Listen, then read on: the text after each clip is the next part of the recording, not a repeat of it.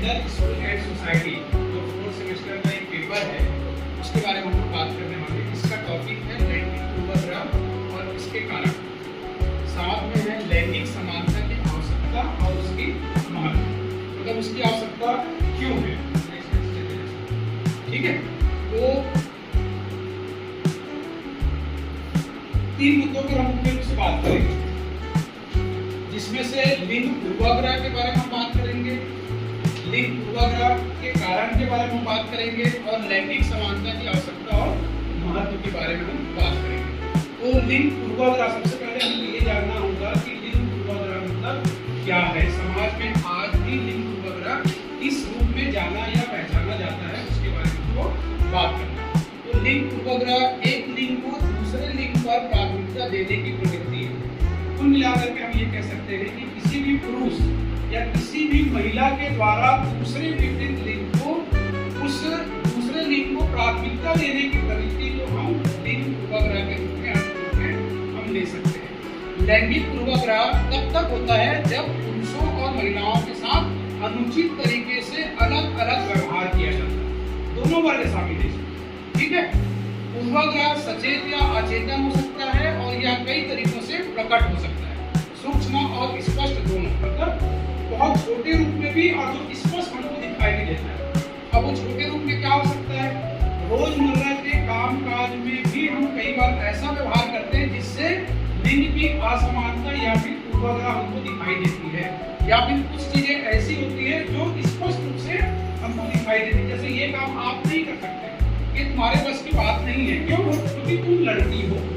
पूर्वाग्रह, और हम पहले से ही सोच देते हैं कि महिलाएं हैं तो वो कहाँ कंप्यूटर का काम बेहतर तरीके से कर पाएगी, कहाँ किसी को कन्वेंस करने का काम बेहतर तरीके से कर पाएगी, कहाँ गणित को बहुत अच्छे से बना पाएगी। समझ में आ रहा है?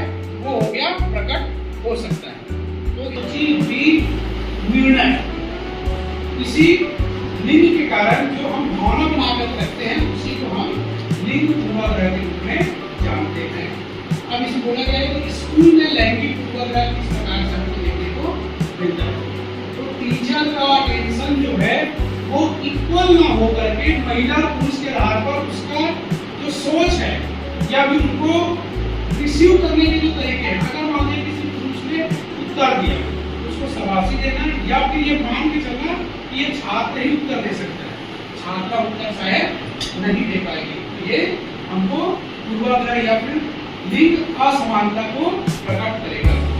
Curriculum favours the male experience, कुल मिलाकर के हम ये कह सकते हैं कि जो सिलेबस से जो पाठ्यक्रम है, उस पाठ्यक्रम के आधार पर भी हम ये मान के चलते हैं कि फर्क चीजों को लड़कियों के पक्ष में नहीं लिया जाएगा, फर्क चीजों को लड़के बहुत आसानी से समझ सकते हैं, एक्सपीरियंस को शेयर कर सकते हैं। जेंडर सोशलाइजेशन, कुल मिलाकर के ये है कि हम ये कह सकते हैं कि जेंडर सोशलाइजेशन में ये बोला जा सकता है कि जो समाजीकरण की जो प्रक्रिया है वो ये सुनिश्चित करेगा कि लड़के जो हैं वो बेहतर होंगे और लड़कियां जो है वो बेहतर नहीं होंगी, मतलब दोनों की तुलना की जा सकती है कि समाजीकरण के आधार पर महिलाएं जो है कम होंगी, पुरुष जो है ज्यादा होगा। ठीक इसी प्रकार से टीचर से socialise girls toward the feminine ideal, तो कुल मिलाकर के ये है कि शिक्षक जो है लड़कियों या लड़कों के भेद के आधार पर जो आदर्श है उस समाजीकरण को आदर्श रूप में लड़कों को प्रस्तुत करेगा, न कि लड़कियों। क्लियर है? फिर है use of masculine feminine subject, कुल मिलाकर के हम ये कह सकते हैं पुरुष और स्त्री के आधार पर इन विषयों को प्रयोग किया जाएगा। नेक्स्ट है बॉयज और referred for testing for gifted programmes fees as much as girls, कुल मिलाकर के हम ये कह सकते हैं कि जो प्रतिभाशाली या कोई भी जो विशेष शिक्षकों के द्वारा भी लड़के और लड़कियों के दृष्टिकोण में अंतर हमको देखने को मिलती है और अपेक्षाएं भी अलग अलग होती है लड़के और लड़कियों के व्यवहार के कारण या फिर व्यवहार से। यह है, तो फिर हम देख सकते हैं कि यहाँ पर परिवार में तो हम ये जान सकते हैं कि जैसे ही बच्चा पैदा होने वाला है उसके पहले से उसके साथ भेदभाव की प्रक्रिया प्रारंभ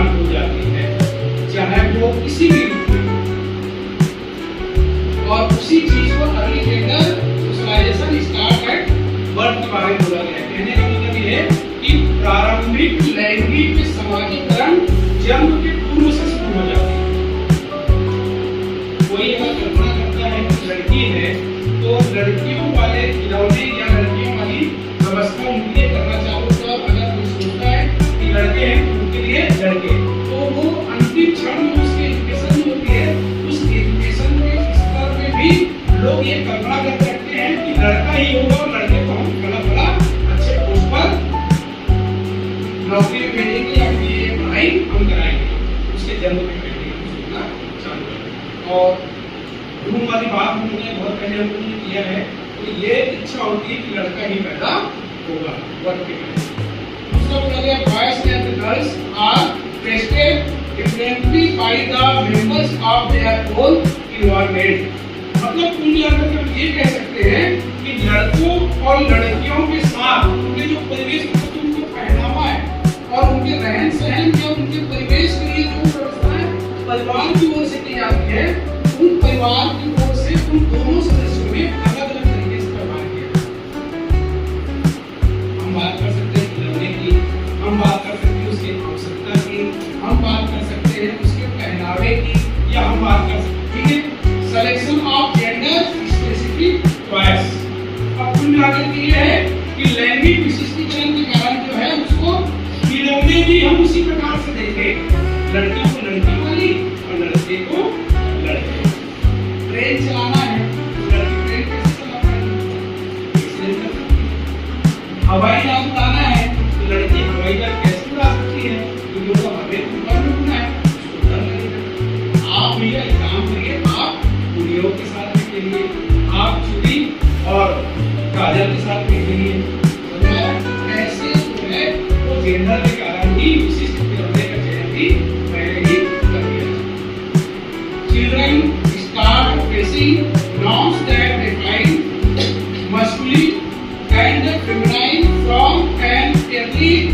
अर्ली एज का मतलब ये है कि पहले ही हम ये सोचना चालू कर देते हैं कि ये बच्चा जो कुछ भी होगा महिला या पुरुष के आधार पर प्रारंभिक अवस्था में ही हम उनके साथ में उन मापदंडों का सामना करने का प्रयास करते हैं। परिवार की लैंगिक पूर्वाधिकरण ये पुरुष या फिर महिला को परिभाषित कर देगा। जैसे आप ये बोल सकते हैं कि लड़की होगी तो लड़की के लिए ये व्यवस्था करनी है और लड़का होगा तो लड़के के लिए ये व्यवस्था करनी है। व्यवस्था अगर हम लोग दोनों की सोचेंगे तो पुरुष के लिए तैयारी करते हैं लेकिन लड़की के लिए तैयारी नहीं करते। अगर किसी परिवार में लड़की जन्म लेती है, परिवार में हॉस्पिटल में बैठे रहते हैं, पुरुष अगर हुआ तो उसके एनर्जी उसी या फिर यूं कहे बदलाने के जो तरीके होते हैं उसको आप देखिएगा, और किसी के घर से या परिवार में कोई लड़की होती उसके बदलाने या फिर लोगों तक पहुंचाने के तरीके दोनों में अंतर दिखाई देता है। पुरुष हुआ काजू कतरी के डब्बा लेकर के लोगों को पूरा हॉस्पिटल में बांटते हैं, वही अगर लड़की हुई तो क्या करते हैं? थोड़ा समय पूरा करके चेहरे को उतार के कसरत करके बहुत मेहनत करने के बाद में एक उसके अंदर की इच्छा होती है कि लड़का होना चाहिए। इस प्रकार का एक बात जो है हम परिवार में भी देखते हैं। कुल मिलाकर के ये कह सकते हैं कि जो समाज में लैंगिक पूर्वाग्रह है महिला और पुरुष के नजरिए से, मतलब उसकी तुलना के आधार पर इक्वलिटी के आधार पर हम ये देख सकते हैं कि नहीं देखा जाना चाहिए। अब डिपेंडेंसी की बात करते हैं, डिपेंड होती महिलाएं, आश्रित होती है, जबकि हम ये मान के चल सकते हैं कि महिलाएं आज आश्रित नहीं है। देश की राष्ट्रपति भी आज महिला है, ठीक है। दूसरा है भी कमजोर समझते हैं महिलाओं को, जबकि ऐसा नहीं है, ठीक है। हाउस वर्क मतलब हमको ये मालूम है कि महिला है मतलब वो घर के कामकाज के लिए तैयार है, वहां का क्या कामकाज वो कर सकती है। इनकेपेबल मतलब उसके अंदर वो क्षमता ही नहीं है, अक्षम है, ताकत ही नहीं है, वो उस चीजों को कैसे कर पाएगी। गणित का बेहतर सवाल अगर समझाना है तो बच्चों को समझ में आपको पुरुष टीचर समझा सकता है, महिला टीचर शायद नहीं समझा पाएगी, कहाँ कर पाएगी। क्लियर है? फिर क्या बोला जा रहा है? इमोशंस। तो इमोशनल होती है, ये बात बिल्कुल सही है, इमोशनल होती है लेकिन मेमोरी भी होती है उनके अंदर। ऐसा नहीं है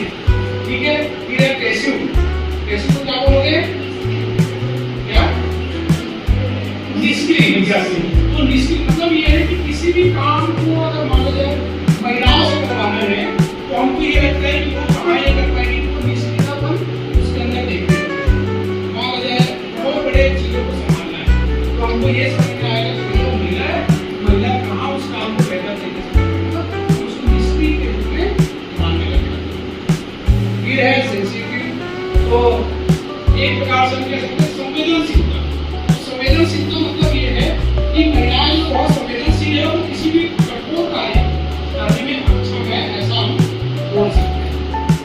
गार्डियन ऑफ चिल्ड्रन, अब ये मान भी सकते हैं कि भैया बच्चों के पेरेंट्स के रूप में कोई रहेगा तो मम्मी ही रहेगी, दादी ही रहेगी, नानी ही रहेगी, पापा दादा या नाना नहीं हो सकते, मतलब घर गृहस्थी संभालने के। ठीक, हम बात करते हैं समाज में लैंगिक पूर्वाग्रह है, महिला की तुलना में पुरुषों की, तो यहाँ पर क्या बोला जा रहा है, कुल मिलाकर के स्वतंत्र, बड़ा कार्य करने वाला, जिम्मेदारी लेने वाला। फिर क्या बोला जा रहा है, बहुत ताकतवर, शक्तिशाली, शक्तिमान, इसको बोला गया है जस्मी पुरुष। समझा? फिर क्या बोला गया है, मतलब यहाँ पर यही बोल सकते हैं कि इधर हाउसवाइफ, इधर अगर ऑफिस में कहीं कुछ काम करना है तो कौन करेगा, सुजान करेगा। ये बात ये हम सोच रहे हैं। समझा है? फिर क्या बोला जा रहा है, मतलब किसी भी चीज को कंप्लीट करने का काम जो है वो पुरुष कर सकता है, महिलाओं की तुलना में। क्या बोला जा रहा है, रीजनल। क्या होगा, क्या होगा, रीजनल मतलब क्या होगा, संवेदन। चलिए देखें, एक्टिव मतलब एकदम ज्यादा सक्रिय, महिलाओं की तुलना में सक्रिय। इधर क्या बोल रहे हैं, निष्क्रिय, इधर क्या बोल रहे हैं, सक्रिय। मतलब कोई पुरुष है उसको बहुत ज्यादा एनर्जेटिक और मान के चलते हैं। उसके बाद में इधर बोला जा रहा है इनसेंसिटिव, मतलब किसी भी चीज में ज्यादा आउट नहीं होता, जब कोई काम को नहीं कर पाते सुनते हैं दूसरे प्रिंसिपल दिखाई देता है। सही है, एम्बिशियस मतलब बहुत इच्छा शक्ति उसके अंदर में होती है। क्या बोलना चाहिए इसको, क्या जुनून, जिज्ञासा, किसी भी चीज को एकदम प्राप्त करना ही है। जबकि अगर ये ना होता तो महिला कलेक्टर नहीं होती, महिला एसपी नहीं होती, महिला फाइटर नहीं होती, महिला जो है वो हवाई जहाज उड़ाने वाली नहीं होती। मतलब आज महिला जो है क्या कार्य को नहीं कर पा रही, लेकिन एक लाइन मतलब है वह उस उपग्रह से अगर विकसित है तो हम इसी प्रकार से इन चीजों को सोचेंगे। नेक्स्ट है लिंग के पूर्वाग्रह के कारण क्यों होता है पूर्वाग्रह या लैंगिक पूर्वाग्रह हम क्यों होते हैं। वो पहला है सामाजिक रीति रिवाज, विश्वास और श्रद्धा। सामाजिक रीति रिवाज मतलब ये पूजा पाठ ये सब चीजें कौन करेगा, पुरुष करेगा। समाज का नेतृत्व कौन करेगा, अध्यक्ष कौन बनेगा, सामाजिक रीति रिवाज। अग्नि में आहुति कौन डालेगा, अगरबत्ती लगाना है तो घुमाएगा कौन, समझा है। ये सब चीजें सामाजिक रूप से जो रीति रिवाज है उसको पूर्ण करने में लैंगिक या लिंग पूर्वाग्रह के कारण होते हैं। इसी प्रकार से विश्वास और श्रद्धा, यदि अगर मान लीजिए महिलाएं मतलब लड़कियां अगर किसी के घर में पैदा होती तो हमारे वंश को आगे और बढ़ाएगा। हमको अंतिम संस्कार या मुक्ति कौन देगा, समझा है। ये घटनाओं को पूर्ण करने का काम लिंग पूर्वाग्रह के कारण जो है वो आगे ये कहीं ना कहीं पूर्वाग्रह को प्रेरित करता है। अगर लड़कियां पैदा हो गई, लोगों को लगता है लड़कियां है करके हम एक तीन लड़कियों और तीन लड़का कराते हैं, तीन लड़कियों तीन लड़के के अंदर में लड़के जो है वही भटक के मजदूरी करके रह जाते हैं, लड़कियां करके आगे निकल जाते हैं। सांस्कृतिक भेदभाव, सांस्कृतिक भेदभाव का मतलब ये है कि समाज में चलने वाले जो कल्चर है उस कल्चर में हमेशा प्रधानता जो है वो पुरुषों को प्रदान की जाएगी, ना कि महिलाओं। फिर से कोई रीति रिवाज को इसमें सांस्कृतिक भेदभाव में या फिर उनके साथ में जोड़ करके देख सकते हैं। नेक्स्ट है रोजगार सुविधाओं का अभाव।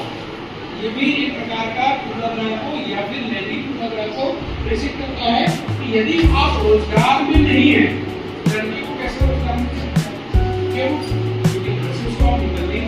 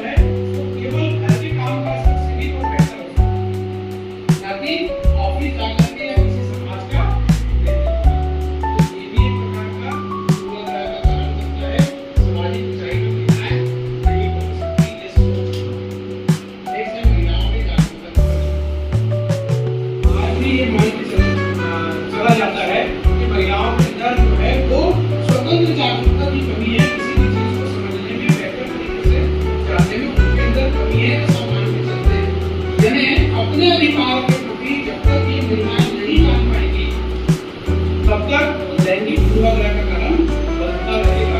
हम जिस दिन अपने कर्तव्य के साथ साथ अधिकार के बारे में भी जानना चालू करेंगे, इन पूर्वाग्रह धीरे समाप्त हो जाएंगे। ठीक है, नेक्स्ट है सर्कुलर मासिक मानसिकता। पहनने में, घर के बाहर जाने में, किसी भी काम को करने में, अगर कोई टफ कार्य करते हुए महिलाएं अगर रात को 7 बजे 8 बजे काम करके अपने बिजनेस को, अपने कार्य को बढ़ाने का प्रयास करेगी, तो वो अपनी जो छोटी मानसिकता है, उस छोटी मानसिकता ही बढ़ानी पड़ेगी और जिस कारण से उसको तरक्की करने में कहीं ना कहीं रुकावट भी पेश की जाएगी। सर्कुलर रूढ़िवादी सोच। रूढ़िवादी मतलब ये पुरानी परंपरा के आधार पर जो चली आ रही कुछ चीजें हैं, उसको आज भी लोग करके आगे बढ़ना। कि बड़ा कार्य जैसे किसी को मृत्यु प्राप्त होगी, मृत्यु का मोक्ष लड़कियों के द्वारा प्राप्त नहीं हो सकता, लेकिन आजकल बड़े जगह पर देख सकते हैं समाज ने भी अपनाने का प्रयास किया है कि आजकल मुक्ति धाम में लड़के जा करके मुक्ति धाम में अपने किसी बड़े बुजुर्ग या भी अपने किसी अपनों को मुक्त कर सकती है अपनी लगा करके। यह फिर बोला जा रहा है रूढ़िवादी सोच के बाद में जेंडर इक्वलिटी और मतलब जो समानता की जो बात बोला गया है, जेंडर समानता के बारे में, उसको हम यहाँ पर नहीं मिलते हैं। आगे समझने पहले नेक्स्ट समानता, तब हम जेंडर इक्वलिटी की बात करते हैं। तो समानता में हम देख सकते हैं समाज समूह के सभी सदस्यों के लिए समान स्थिति, अधिकार और जिम्मेदारियां जो है वो व्यक्ति लैंगिक समानता करता है। लिंग यानी पुरुष और महिला दोनों का समान होना, विशेषकर समान राजनीतिक, सामाजिक और आर्थिक अधिकार। लैंगिक समानता एक ऐसी स्थिति है जिसमें सभी पुरुष महिलाएं विभिन्न जातियों, धर्मों आदि के लोग जो है शामिल होकर सभी के साथ जो है भेदभाव किया जाता है और उन्हें समान अवसर मिलते हैं। पुरुष महिला और पुरुष दोनों की इक्वलिटी के बराबर जेंडर इक्वलिटी, मतलब जब वो मानसिक, आर्थिक, सामाजिक, धार्मिक, राजनीतिक और सभी प्रकार से जो है उनको समान अवसर और कर्तव्य के बारे में हम बात करें, तब जो है समानता उसको मिल सकती है और समानता के साथ साथ जो है जेंडर इक्वलिटी की बात हम कर सकते हैं।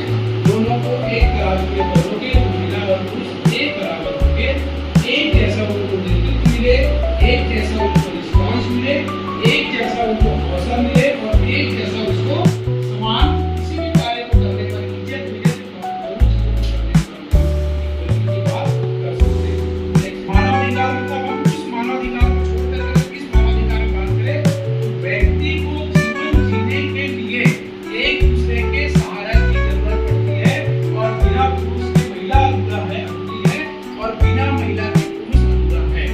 बात को हमको मानना पड़ेगा, इसलिए मानवाधिकार के रूप में हमको दोनों के इक्वलिटी की बात करनी होगी। संसाधनों का समान वितरण, जो भी अवसर या मौके हमको मिलते हैं उन चीजों को बराबर दोनों वर्गों में बांटा जाना बहुत जरूरी है, तभी हम लैंगिक समानता की बात हम कर सकते हैं। समानता रूढ़िवादिता को तोड़ती है। जब बराबरी का दर्जा मिलता है तब रूढ़िवाद खत्म होता है, पुरुष ही घर को चला सकता है, ये मिथ्या लड़कियों ने तोड़ दी।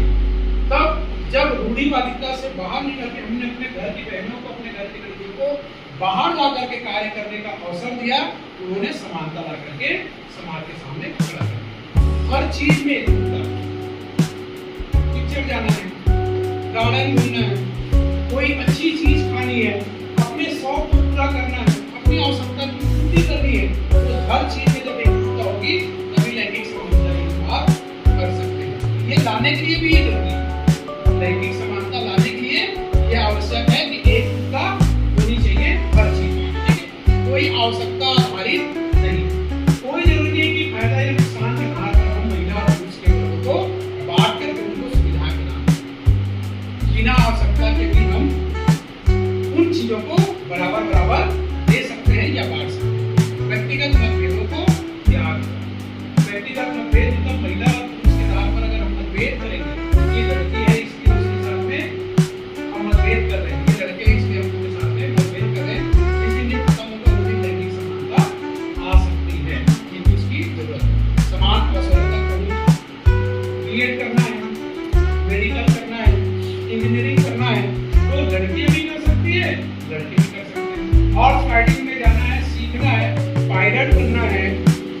पुलिस ट्रेनिंग लेनी है, कलेक्ट्री की पढ़ाई करनी है, जब तक समान अवसर नहीं मिलेगा, वहां तक नहीं पहुंचेंगे, तब तक सामाजिक या फिर समानता नहीं आती। फेयरनेस, समाज में जो लोग रहते हैं, चाहे टीचर हो, पेरेंट्स हो या कोई बड़ा व्यक्ति हो, जब तक उसकी जो फेयरनेस नहीं होगा, तब तक समाज में सामाजिक समानता या लैंगिक समानता नहीं ला सकते। अगर आप एक पक्षी कार्रवाई करते हैं, एक पक्षी निर्णय अगर लेते हैं, तो फिर आप जो है इन चीजों को पूर्ण नहीं कर पाओगे, लैंगिक समानता नहीं ला सकते। इसलिए बोला गया है फेयरनेस। क्लियर है? फिर है सामाजिक परिवर्तन। तो सामाजिक परिवर्तन मतलब समाज की सोच में जो परिवर्तन है, जब तक नहीं आएगा लड़कियों के प्रति, तब तक लैंगिक समानता हम नहीं ला सकते। निष्पक्षतावाद, निष्पक्ष और फेयरनेस लगभग एक जैसी चीज है। हमको निष्पक्ष होना पड़ेगा, पुरुष करके एक तरफ सपोर्ट नहीं होना और महिला है तो उसके विरोध में नहीं रहना। पूर्वाग्रह का मतलब ये है कि हम निष्पक्षता के साथ कार्य नहीं कर रहे हैं। निष्पक्ष होना, सही को सही और गलत को गलत, महिला पुरुष के निर्णय के साथ उनको जोड़ करके बताना, या गरीबी को कम करना। मतलब लैंगिक समानता जिस दिन होगी, उस दिन आपकी गरीबी कम हो सकती है। क्यों? कुछ भी कार्य करेगा, भी कार्य करेगा। तो एक से भले दो और दो से भले चार। ठीक है? आर्थिक विकास, बिल्कुल सही बात है, लैंगिक समानता जितनी होगी, और लैंगिक समानता की जरूरत भी है कि आर्थिक विकास आपके हो सकते हैं जब दोनों तो इसके बारे में कुछ जानना हो, पूछना हो, रूढ़िवादिता के बारे में, पूर्वाग्रह के बारे में, लैंगिक पूर्वाग्रह के बारे में, तो आपको पूछ आपको प्रश्न तो आने ही चाहिए।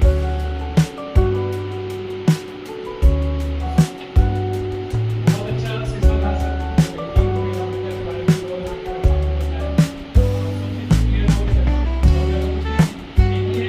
सरकार जो है लैंगिक पूर्वाग्रह जो है लैंगिक भेदभाव है, इसको समाप्त करने के लिए क्या कदम उठा सकते हैं?